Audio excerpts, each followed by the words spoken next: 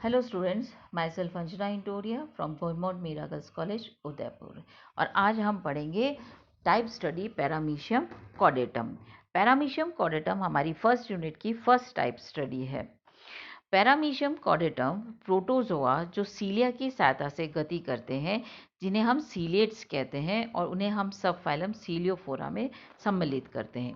सीलिया की उपस्थिति के अलावा सीलिएट्स में न्यूक्लियर डाइमॉर्फिक कंडीशन होती है। जैसा जब हमने क्लासिफिकेशन पढ़ा था और कैरेक्टर्स पढ़े थे, तो उसमें हमने पढ़ा था कि इनमें न्यूक्लियर डाइमॉर्फिक कंडीशन होती है। मतलब इनका जो केंद्रक होते हैं वो दो तरह के केंद्रक इनमें पाए जाते हैं। एक लघु केंद्रक होता है और एक गुरु केंद्रक होता है। जो गुरु केंद्रक होता है वो पॉलीप्लॉइड होता है और वेजिटेटिव होता है, और जो लघु केंद्रक जो माइक्रोन्यूक्लियस होता है वो रिप्रोडक्टिव होता है और डिप्लॉइड कंडीशन में होता है। एक और इसके अंदर स्पेशल कैरेक्टर पाया जाता है सीलिएट्स के अंदर कि इनमें जो सेक्सुअल रिप्रोडक्शन होता है वो कॉन्जुगेशन के जैसे होता है। और पैरामीशियम एक टिपिकल सीलिएट होता है, और इसका जो है हम आज और अब नेक्स्ट क्लास के अंदर हम इसके स्ट्रक्चर्स के फंक्शंस के बारे में पढ़ेंगे। पैरामीशियम का जब हम क्लासिफिकेशन सिस्टमेटिक पोजीशन की बात करते हैं, तो इसे हम फाइलम संघ प्रोटोजोआ में रखते हैं। प्रोटोजोआ का मतलब जो कैरेक्टर्स हम बात करें इंपॉर्टेंट कैरेक्टर्स, वो होता है ये यूकैरियोटिक होते हैं और यूनिसेल्युलर एनिमल्स होते हैं। इनमें जो ग्रेड ऑफ ऑर्गेनाइजेशन होता है वो प्रोटोप्लाज्मिक लेवल ऑफ ऑर्गेनाइजेशन पाया जाता है। इसमें सब फाइलम हम इसे सीलियोफोरा में रखते हैं, और सीलियोफोरा की एक ही क्लास होती है सीलिएटा। और इस एनिमल्स का ऑर्डर होता है हाइमेनोस्टोमेटिडा। हाइमेनोस्टोमेटिडा का कैरेक्टर इंपॉर्टेंट कैरेक्टर होता है कि इनमें ओरल ग्रूव जो है वो वेंट्रल साइड पर पाया जाता है, और इनमें जो ओरल ग्रूव होता है उसके अंदर सीलिया प्रेजेंट होती है। और जीनस या वंश पैरामीशियम, और जाति जो सब वो होती है कॉर्डेटम। इसकी प्राप्ति स्थान या हैबिट और हैबिटेट के बारे में बात करें तो पैरामीशियम कॉर्डेटम। पैरामीशियम पैरामेक एक ग्रीक वर्ड से लिया गया है। इसका मतलब होता है ऑब्लोंग। ऑब्लोंग यानी तिरछा एनिमल होता है।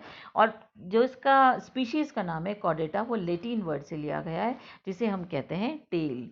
इस कॉर्डेटा का क्यों लिया हुआ है कि इसकी जो टेल पार्ट में जो पोस्टीरियर एंड के अंदर जो सीलिया प्रेजेंट होती है, वो सीलिया पूरी बॉडी पर जो सीलिया प्रेजेंट होती है उससे थोड़ी सी लेंथ में लंबी होती है, और लंबी होने की वजह से वो पूंछ जैसी दिखाई देती है, इसलिए हमने इसका नाम रखा कॉर्डेटम। पैरामीशियम जो संसार भर में पाया जाता है, ये अलवणीय जलयुक्त तालाबों में, पोखरों में, खाइयों में, नदियों में, झीलों में सब जगह पाया जाता है। ये उन जलाशयों में, उन फ्रेश वाटर बॉडीज़ में ज़्यादा मिलता है जहाँ पे ऑर्गेनिक पदार्थ, डिकेइंग ऑर्गेनिक पदार्थ ज़्यादा होता है, और जहाँ पे जलीय पौधे ज़्यादा होते हैं, या जहाँ पे सीवेज वाटर होता है, वहाँ पे इनकी संख्या जो है वो ज़्यादा होती है। पैरामीशियम कॉर्डेटम एक फ्री लिविंग ऑर्गेनिज्म होता है, और ये स्पीशीज़ वर्ल्ड वाइड पाई जाती है। एक्सटर्नल स्ट्रक्चर जब हम पढ़ना शुरू करते हैं तो सबसे पहले हम उसकी साइज़ के बारे में बात करते हैं। जैसा कि हम जानते हैं कि सारे प्रोटोजोन्स जो हैं वो माइक्रोस्कोपिक होते हैं और नेकेड आई से नहीं दिखाई देते हैं, लेकिन जब हम इसे अगर नेकेड आई से देखें तो यहाँ पे हमें माइन्यूट सी इलोंगेटेड सी एक बॉडी दिखाई देती है, डॉट जैसी बॉडी दिखाई देती है, और वो बॉडी जो होती है या तो वाइट कलर की दिखाई देती है या लाइट ग्रे कलर की दिखाई देती है। और इसकी जो लेंथ होती है, नॉर्मली जो लेंथ होती है, क्योंकि पैरामीशियम कॉर्डेटम जो है वो सबसे बड़ी जाति होती है, और इसकी लेंथ होती है 170 से 290 माइक्रोन तक होती है।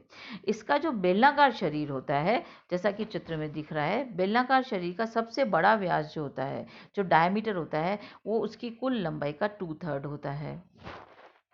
पैरामीशियम कॉर्डेटम जो है वो एक स्लीपर शेप्ड एनिमल होता है, या सिगार शेप्ड या स्पिंडल शेप्ड होता है, और इसी वजह से इसका जो है नाम जो है हम इसे कहते हैं स्लीपर जंतुक कहते हैं। और इसका जो शरीर होता है वो पीछे की तरफ है, पोस्टीरियर पार्ट में जो पोस्टीरियर पार्ट होता है इसका वो पॉइंटेड होता है और थिक होता है और कोन के जैसा होता है, और जबकि एंटीरियर एंड जो होता है वो इसका ब्रॉड होता है और ब्लंट होता है। पोस्टीरियर एंड के पास जो सीलिया प्रेजेंट होती है वो नॉर्मल पूरी बॉडी की लेंथ पे जो सीलिया प्रेजेंट होती है उससे लंबी होती है, और इसकी कारण से इसकी जो बॉडी होती है वो असिमेट्रिकल होती है। ये इसकी वेंट्रल और ओरल सरफेस जहाँ पे मुख पाया जाता है, और जो कॉन्वेक्स और एबोरल सरफेस और डोर्सल बॉडी सरफेस बिल्कुल क्लियर आइडेंटिफाई होती है। हम अलग से पहचान सकते हैं कि ये इसका मुखतल है, ये इसका अपमुखतल है, या इसकी वेंट्रल सरफेस है, ये इसकी डोर्सल सरफेस है। इसकी पूरा जो शरीर होता है वो एक आवरण से ढका हुआ रहता है, जिसे हम कहते हैं तनुत्वक या पेलिकल। पैरामीशियम का शरीर जो है वो, ये जो पेलिकल होती है ये जीवित होती है, डबल लेयर्ड होती है, दृढ़ होती है और इलास्टिक होती है, और इसे हम कहते हैं तनुत्वक या पेलिकल।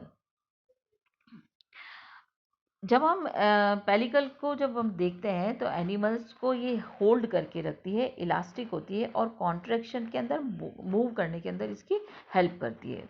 पेलिकल जो होती है, जब हम इसको इसका जब हम डायग्राम की हम देखें इसको, जब हम इसको सिंपल माइक्रोस्कोप में देखते हैं तो ये पंचभुजी या षटभुजी इसमें गर्त दिखाई देते हैं, एल्वोलाई दिखाई देती है, एरिया दिखाई देता है, और हर एक के इसके जो किनारे होते हैं वो उभरे हुए होते हैं, और इन उभरे हुए किनारों के बीच में एक गर्त पाया जाता है, और इस गर्त के मध्य में से एक सीलिया निकलता है। जब हम इसके electron microscopic structure higher magnification में देखते हैं तो इसका जो इलेक्ट्रॉन हायर मैग्नीफिकेशन में देखने पर इसके अंदर रेक्टेंगल और या हेक्सागन जो है वो डिप्रेशन इसकी सरफेस पे दिखाई देते हैं, और हर डिप्रेशन और हर जो कुपिका है, चारों तरफ जो फूली हुई गुहाएं होती है, इन्हें हम कुपिकाएं कहते हैं, और प्रत्येक कुपिका के केंद्र के जो गर्त होता है जो है उसमें से एक पंचभुज की रचना करता है, और समस्त कुपिकाएं सामूहिक रूप से एक सतत कुपिका स्तर बनाती है। ये स्तर एक बाहरी कुपिका कला तथा दूसरी अंतः कुपिका कला द्वारा घिरा रहता है। बाहरी कुपिकीय कला प्लाज्मा मेम्ब्रेन से कंटिन्यू रहती है, और इस प्रकार पैरामीशियम की तनुतक में 3 कलाएं पाई जाती है: बाहरी प्लाज्मा मेम्ब्रेन, भीतरी बाहरी कुपीय कला और अंतः कुपीय कला। हर कुपी कला में से एक सीलिया जो है वो बाहर निकलता रहता है,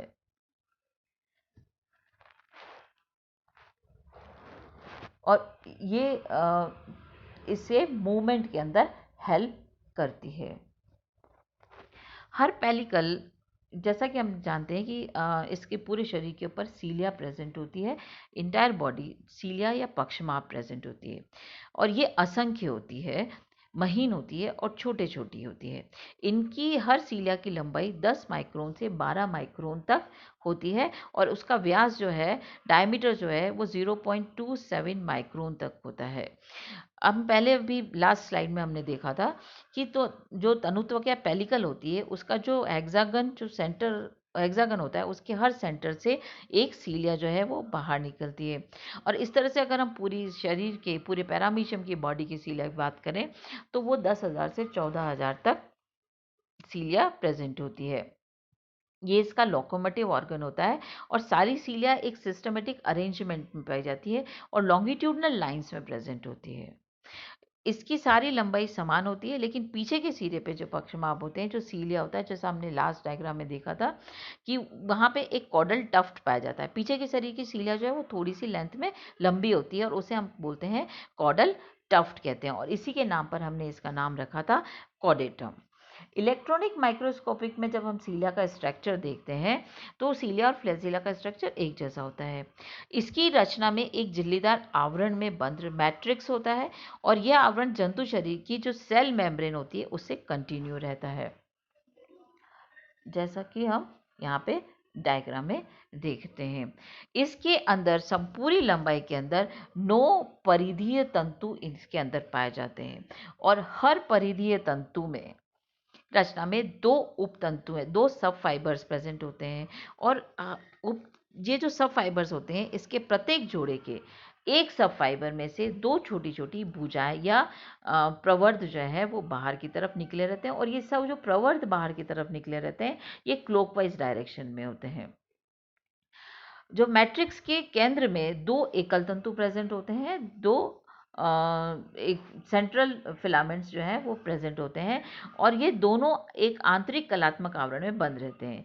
ये जो सेंट्रल होते हैं और जो पेरिफेरल तंतु होते हैं, जो सेंट्रल 2 और पेरिफेरल 9 होते हैं, इनके बीच के अंदर सहायक तंतु पाए जाते हैं।